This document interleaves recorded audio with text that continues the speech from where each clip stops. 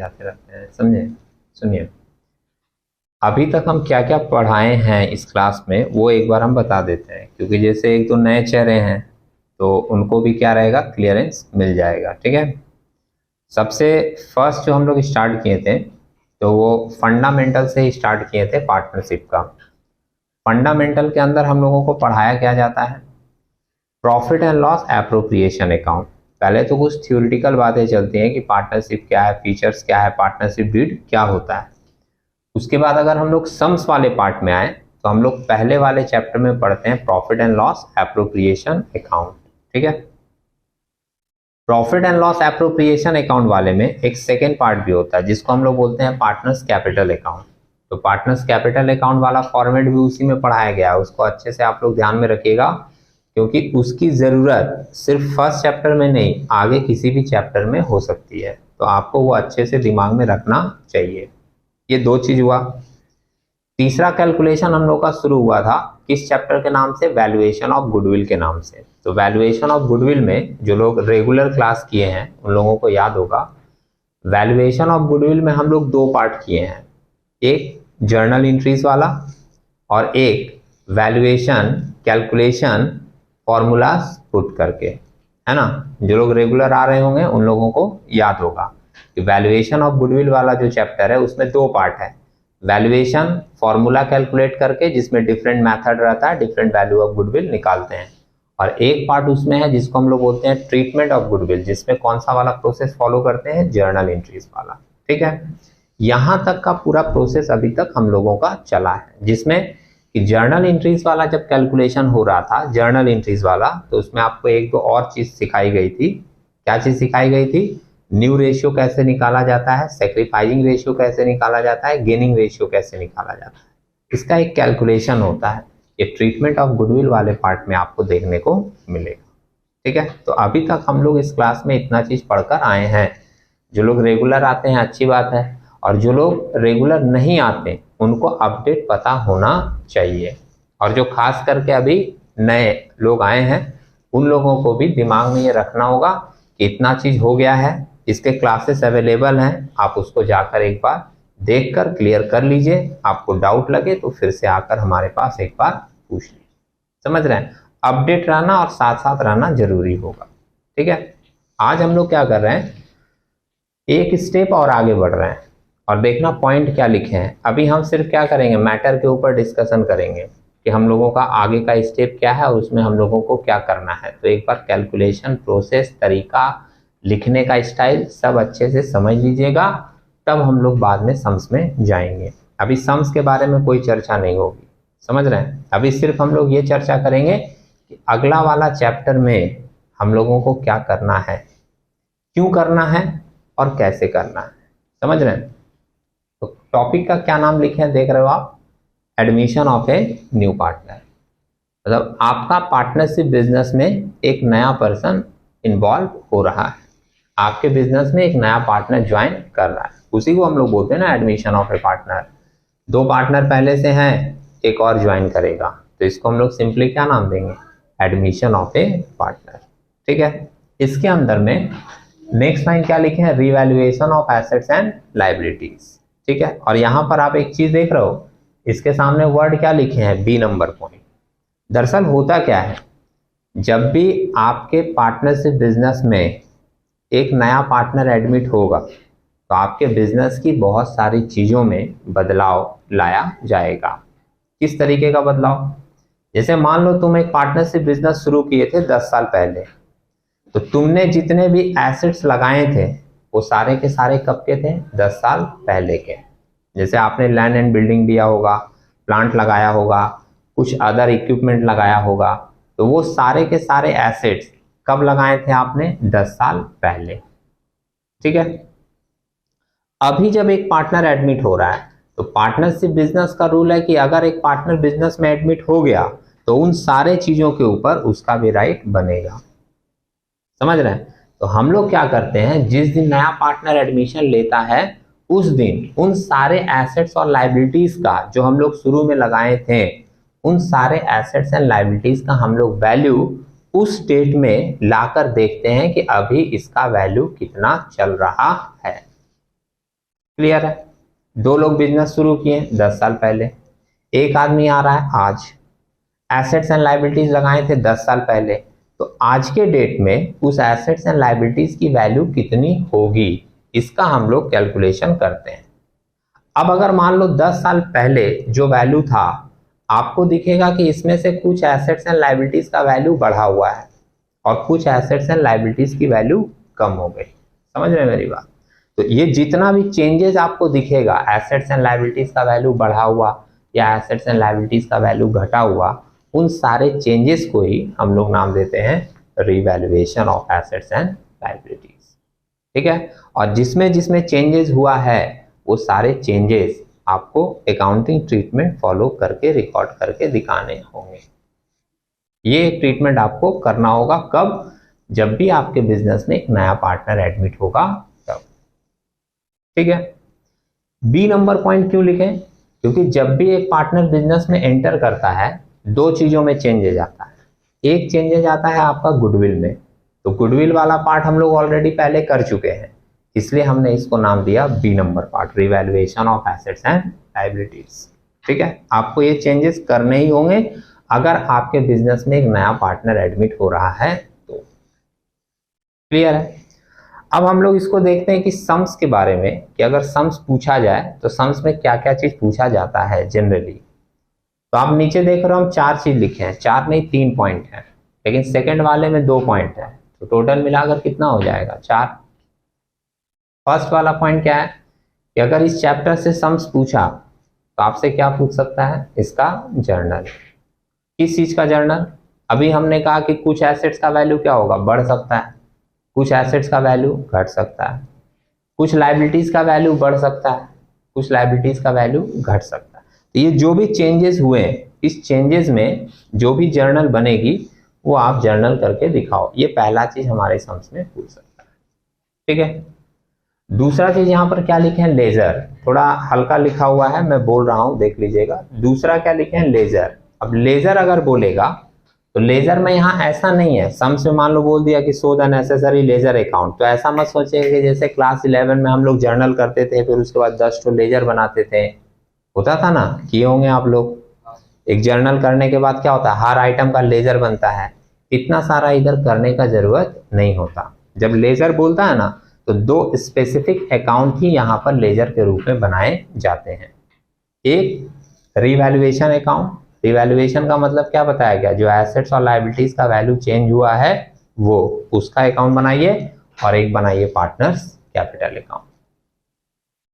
ठीक है? 2 बन जाएगा हम लोगों का लेजर। और तीसरा चीज एक पूछा जाता है इस चैप्टर के अंदर में कि पहले तो 2 पार्टनर थे, मैं 2 का एग्जांपल लेके चल रहा हूं। ठीक है? पहले तो 2 पार्टनर थे, अब एक और आ गया, 3 हो गया।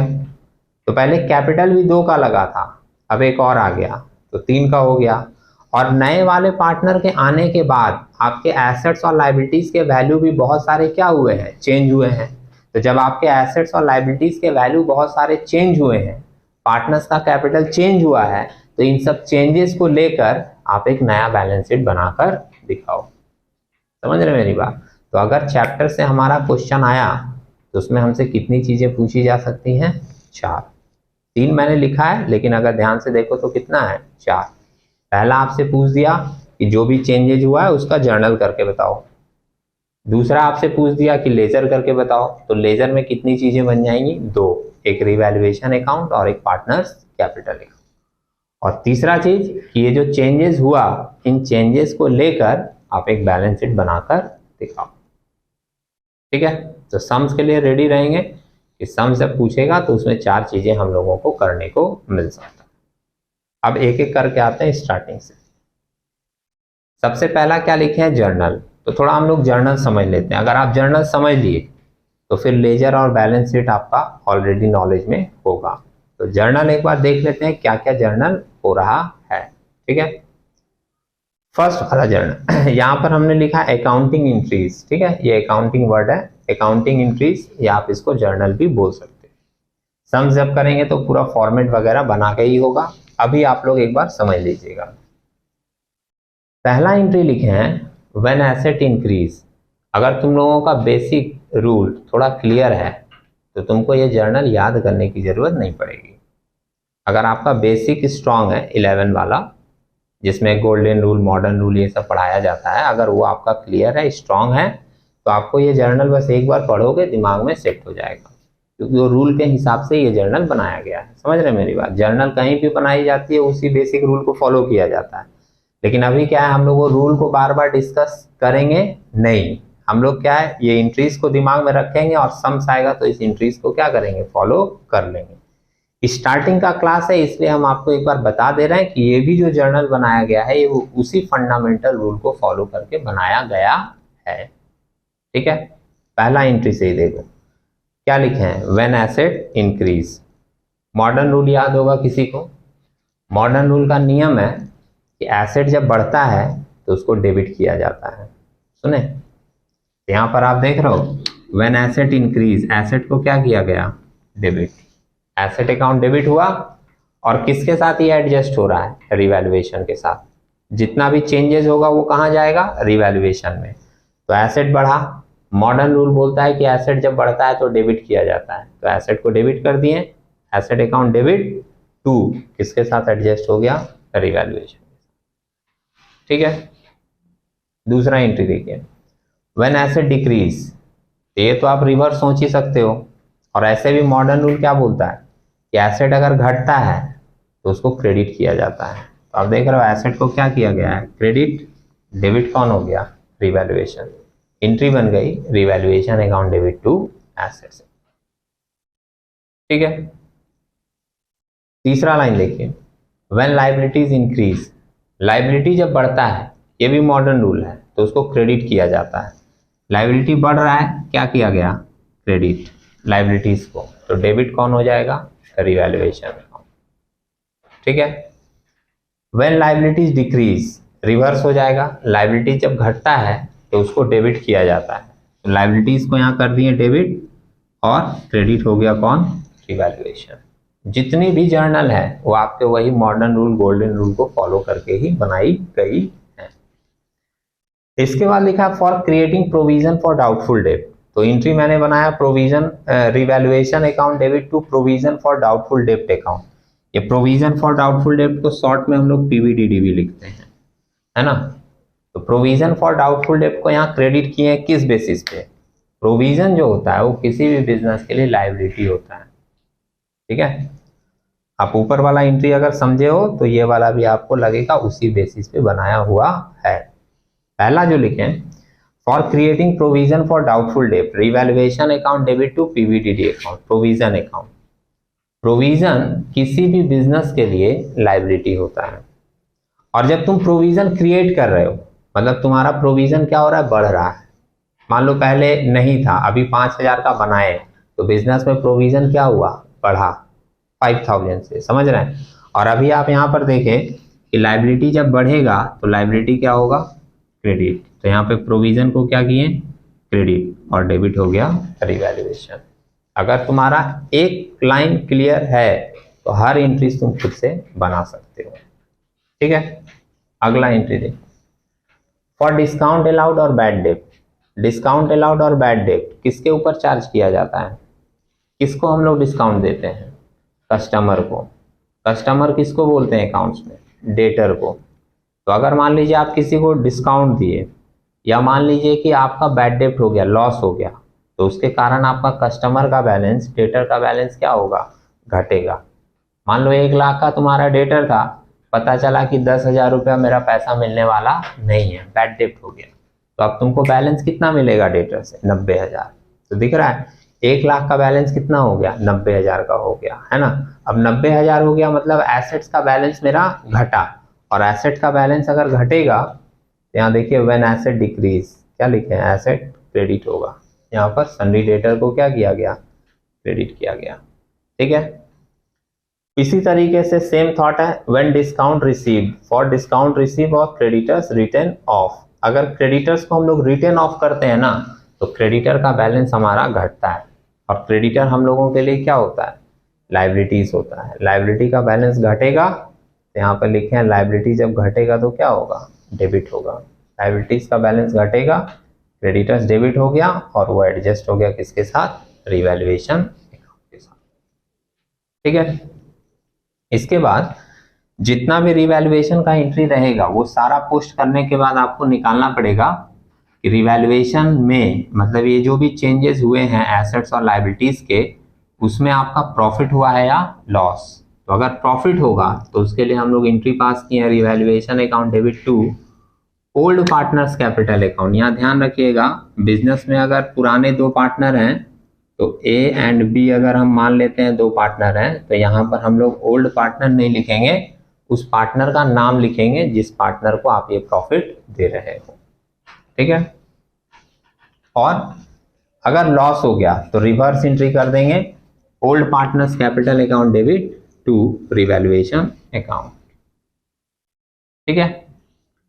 अच्छा, एक क्वेश्चन यहाँ और अराइज होगा कि हम लोग ये कैसे जानेंगे कि हमारा रिवैल्यूएशन में प्रॉफिट हुआ है या लॉस हुआ है। तो उसके लिए सिंपली जहां जहां रिवैल्यूएशन क्रेडिट आपको दिखेगा, रिवैल्यूएशन जहां जहां आपको क्रेडिट दिखेगा उसको आपको प्लस करना है।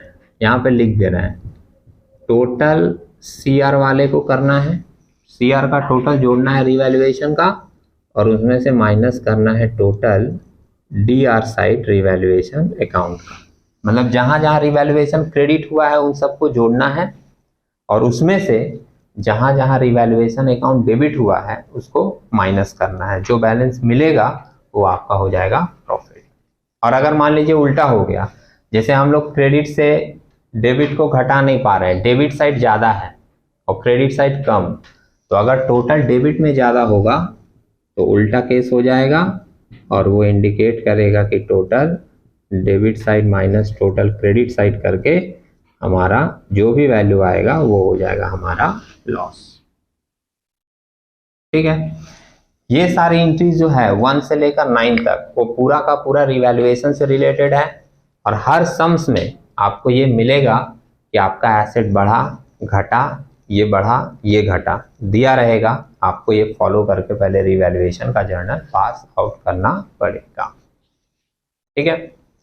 2-3 एक्स्ट्रा जर्नल भी होता है जो हम यहाँ पर लिख दिए हैं लास्ट में, किस चीज से रिलेटेड है एक बार देख लीजिएगा। 10 नंबर पॉइंट लिखा है for transferring reserve profit and loss CR balance. ये ध्यान रखिएगा, मिट गया थोड़ा सा, profit and loss credit from liability side.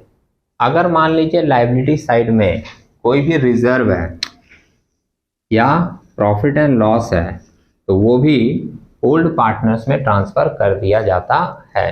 और इसके पीछे एक बहुत सा बेसिक रूल है, अगर आप सुन रहे हो मेरी बात तो बता दें आपको, बहुत ही बेसिक बात है इसके पीछे। ये क्या इंडिकेट कर रहा है? For transferring reserve profit and loss from liability side. Liability side में पुराना कोई भी रिजर्व या प्रॉफिट पड़ा हुआ है तो उसके ऊपर किसका अधिकार बनेगा? ओल्ड पार्टनर का। जैसे दो लोग हैं 10 साल से बिजनेस कर रहे हैं और 1 लाख रुपया प्रॉफिट जमा करके रखे हैं। अगर एक नया पार्टनर बिजनेस में एंटर करेगा तो नियम के हिसाब से जैसे वो बिजनेस में एंटर कर लिया, बिजनेस के सारे चीजों के ऊपर उसका भी राइट हो जाएगा।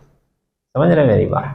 तो आप जो पुराना प्रॉफिट या रिजर्व जमा करके रखे हो, आप क्या उस आदमी को देना चाहोगे जो आज एडमिशन ले रहा है? बिल्कुल नहीं। तो तुम क्या करोगे? वो पुराना प्रॉफिट और रिजर्व जो भी है वो पहले आपस में डिस्ट्रीब्यूट कर लोगे, समझे? और वो डिस्ट्रीब्यूशन करने के लिए ही हम लोग ये वाला एंट्री पास करते हैं, जिसमें हम लोग रिजर्व और प्रॉफिट को ट्रांसफर कर देते हैं किसमें? ओल्ड पार्टनर्स के कैपिटल में। और ये बात मैं बार बार बोल रहा हूँ, ध्यान रखिएगा। एंट्री में हम लोग जैसे लिख रहे हैं ओल्ड पार्टनर, लेकिन जब सम्स करेंगे तो जिस पार्टनर का नाम दिया रहेगा उसका नाम वहां पर मेंशन करेंगे। ठीक है, ओके। अच्छा, इसी तरीके से इसका रिवर्स केस भी हो सकता है। जैसे तुम्हारे पास कोई प्रॉफिट या रिजर्व था तो तुम क्या किए? नए वाले पार्टनर को आने से पहले बांट लिए। तो अगर मान लीजिए आपके बिजनेस का कोई लॉस है पहले का, तो तुम क्या बोलोगे कि अभी इसको नहीं बांटते हैं, नए वाले को आने दो, उसको साथ में लेके बांटेंगे। तो वो बांटने देगा। जब तुम प्रॉफिट का पहले वाला हिस्सा उसको नहीं दे रहे हो तो पुराना लॉस का हिस्सा लेना पसंद करेगा? बिल्कुल नहीं। तो अगर मान लीजिए कोई पुराना लॉस है तो वो लॉस भी तुमको क्या करना पड़ेगा? पहले आपस में बांटना पड़ेगा। और उसके लिए 11 नंबर एंट्रीज लिखे for transferring profit and loss debit balance. ध्यान में रखिएगा, बार बार आपके पास आएगा प्रॉफिट एंड लॉस कभी क्रेडिट बैलेंस दिया रहता है ना, तो वो इंडिकेट करता है कि प्रॉफिट है, और प्रॉफिट एंड लॉस का कहीं डेबिट बैलेंस दिया रहता है तो वो इंडिकेट करता है कि वो बिजनेस का पुराना लॉस है। और preliminary expenses from asset side, तो इसको भी हम लोग उठाकर क्या करेंगे, ओल्ड पार्टनर में बांट देंगे। एंट्री यहाँ लिखेंगे, ओल्ड मैंने नहीं लिखा है, लिख दीजिएगा old partners capital account debit, old partner में ही बांटा जाएगा। Old partners capital account debit to profit and loss account to preliminary expenses account. Simple sense में ये प्रॉफिट बांटने का एंट्री है और ये लॉस बांटने का एंट्री है, पुराना वाला रिजर्व या लॉस जो भी रहेगा वो। और लास्ट में एक एंट्री लिख दिए हैं, ये बेसिक एंट्री है। नया पार्टनर जब आएगा तो वो कैपिटल लेकर आएगा, और कैपिटल लेकर आएगा नया पार्टनर, तो उसके लिए जो सिंपल एंट्री पास होगा, for capital brought in by the new partner, entry पास होगा बैंक अकाउंट डेबिट, पैसा आया। कैश भी लिख सकते हो अगर सम्स में कैश दिया है तो, bank account debit to new partners capital account. ठीक है, ये एंट्री अगर आपको याद रहेगी 12, या इसका आपको प्रोसेस याद है कि बेसिक कॉन्सेप्ट पे कैसे ये एंट्री बनाया गया है, तो आपको जर्नल करने में प्रॉब्लम नहीं होगी। सही है। हाँ, इसके बाद जब लेजर आएगा तो वो तुम खुद भी बना लोगे। कैसे बना लोगे, मैं एक छोटा सा हिंट दिखाता हूँ, छोटा सा एक मैं हिंट यहाँ पे दिखाता हूँ आपको। जिन लोगों का थोड़ा सा भी 11th वाला चीज क्लियर है वो लोग खुद ही ये बना लेंगे, उनको बताने की भी जरूरत नहीं पड़ेगी, हम लोग डायरेक्ट उसको सम्स में भी देख सकते हैं। जैसे आप एक रिवैल्यूएशन अकाउंट बना रहे हो, ये वाला लेजर बनाने का हम लोगों का क्या सिस्टम था, लेजर बनाने का हम लोगों का सिस्टम था कि जो अकाउंट डेबिट होता है उसके डेबिट में पोस्टिंग होती है, और जो अकाउंट क्रेडिट होता है उसके क्रेडिट में पोस्टिंग होती है। लेजर बनाने का एक सिंपल सा रूल था कि जब भी हमारा अकाउंट, हमारा मतलब जो लेजर हम बना रहे हैं, हमारा अकाउंट अगर डेबिट होगा तो पोस्टिंग डेबिट में होगी, हमारा अकाउंट अगर क्रेडिट होगा तो पोस्टिंग क्रेडिट में होगी। ठीक है, हमारा अकाउंट यहाँ पर कौन सा है, रिवैल्यूएशन अकाउंट, देखा। अब एक बार आप एंट्री देखिए स्टार्टिंग से, पहली वाली क्या लिखा है, assets account debit to revaluation account, देखा। हमारा अकाउंट मतलब रिवैल्यूएशन अकाउंट क्रेडिट है, तो पोस्टिंग किस साइड होगा, क्रेडिट साइड। हम लोग यहाँ लिख देंगे बाई, और एसेट जो है ना उसका नाम दिया रहेगा, तो हम लोग यहाँ एसेट और लाइबिलिटीज लिखे हैं, लेकिन जब सम्स करेंगे तो उस एसेट और लाइबिलिटीज का नाम मेंशन करेंगे। जैसे मान लो दे दिया कि प्लांट एंड मशीनरी बढ़ा है, तो हम लोग यहाँ पर लिखेंगे by plant and machinery account, amount दिखा देंगे। ठीक है, दूसरा वाला देखिए, लिखा व्हेन एसेट डिक्रीज, एंट्री क्या बना है, revaluation account debit to asset account. हमारा अकाउंट क्या है इसमें, डेबिट, देखा। लेजर का रूल होता है कि अगर हमारा अकाउंट डेबिट है तो पोस्टिंग डेबिट साइड में होगी, तो डेबिट साइड में हम लोग लिख देंगे टू। यहाँ भी एसेट है, एसेट का नाम दिया रहेगा, जैसे मान लो दे दिया लैंड एंड बिल्डिंग, तो हम लोग यहाँ लिख देंगे to land and building account, amount के कॉलम में अमाउंट लिख देंगे। ठीक है, तीसरा क्या लिखा है, व्हेन लायबिलिटीज इंक्रीज, कोई लायबिलिटी बढ़ गया, एंट्री क्या बनाए, revaluation account debit to liabilities account. ठीक है, सपोज करो क्रेडिटर्स लायबिलिटी है, क्रेडिटर का वैल्यू बढ़ गया, हमारा अकाउंट यहाँ पर क्या है, डेबिट, तो हम लोग डेबिट में लिखेंगे टू क्रेडिटर्स अकाउंट। चौथे में देखिए, रिवैल्यूएशन क्या है, क्रेडिट, तो पोस्टिंग किस साइड होगा, क्रेडिट साइड में, लिखेंगे बाई लायबिलिटीज है ना, कोई भी लायबिलिटीज, सपोज करो आउटस्टैंडिंग, आउटस्टैंडिंग लायबिलिटी होता है ना, आउटस्टैंडिंग वेजेज, आउटस्टैंडिंग एक्सपेंसेस, लिख दिए। अब ये जितना आइटम आप यहाँ पर लिखोगे सब एसेट्स और लायबिलिटीज के नाम रहेंगे। उसके बाद हम लोग सिंपली क्या करेंगे, इसको टोटल करेंगे। किसी भी अकाउंट को टोटल करने का बेसिक रूल है, क्रेडिट साइड वाला ऐड कर दिए, दोनों जगह लिख दिए, उसमें से डेबिट का माइनस करोगे, एक बैलेंस आपको मिल जाएगा। ये जो डेबिट साइड में बैलेंस मिलेगा इसको हम लोग बोलेंगे प्रॉफिट ऑन रिवैल्यूएशन, और ये प्रॉफिट किसको दे देंगे, पार्टनर्स को, ये partners capital account. Partners capital account लिखकर ओल्ड पार्टनर में, जैसे ए और बी ओल्ड पार्टनर हैं, ए और बी में बांट देंगे। समझ रहे हैं? हाँ, ऐसा भी हो सकता है कभी कभी कि आपका डेबिट का बैलेंस ज़्यादा आ जाए, जैसे यहाँ पर बोले थे एंट्री नंबर 9 में, अगर डेबिट का बैलेंस ज़्यादा आ गया तो डेबिट का ऐड करके टोटल में लिख देंगे, और डेबिट वाले में से क्रेडिट वाला बैलेंस घटाएंगे, तो क्रेडिट में अगर बैलेंस आएगा तो वो इंडिकेट करेगा लॉस ऑन रिवैल्यूएशन, और अगर लॉस हुआ तो वो भी किस में जाएगा? ओल्ड पार्टनर्स कैपिटल अकाउंट में। समझ रहे हैं? अगर आपको जर्नल ठीक से याद है तो आपको लेजर बनाने में कोई प्रॉब्लम नहीं होगी, आप वही सारा एंट्रीज पोस्ट कर दोगे किसमें? सिंपली रिवैल्यूएशन अकाउंट में, आपका रिवैल्यूएशन अकाउंट कंप्लीट हो जाएगा। ठीक है, इसके बाद थर्ड पार्ट है पार्टनर्स कैपिटल अकाउंट। तो पार्टनर्स कैपिटल अकाउंट का बैलेंस इसमें फॉर्मेट में अलग से लिखवाऊंगा नहीं, क्योंकि फर्स्ट चैप्टर करवाने के समय ही उसका फॉर्मेट आपको लिखवाया गया था। वही पूरा का पूरा प्रोसेस, वही फॉर्मेट आपको इस चैप्टर में भी फॉलो करने हैं पार्टनर्स कैपिटल अकाउंट में। और बैलेंस शीट आप लोग जब क्लास 11 में फाइनल अकाउंट बनाए होंगे तो उसमें बैलेंस शीट बनाने का फॉर्मेट देखे होंगे। समझ रहे हैं मेरी बात? तो फॉर्मेट जो है बैलेंस शीट का, लायबिलिटीज और एसेट का, उसी तरीके से चलेगा। एसेट्स और लायबिलिटीज दिखाने का, उसमें जो भी चेंजेस होगा प्लस माइनस का, वो हम लोग डायरेक्ट सम्स करते समय वहां पर देख लेंगे।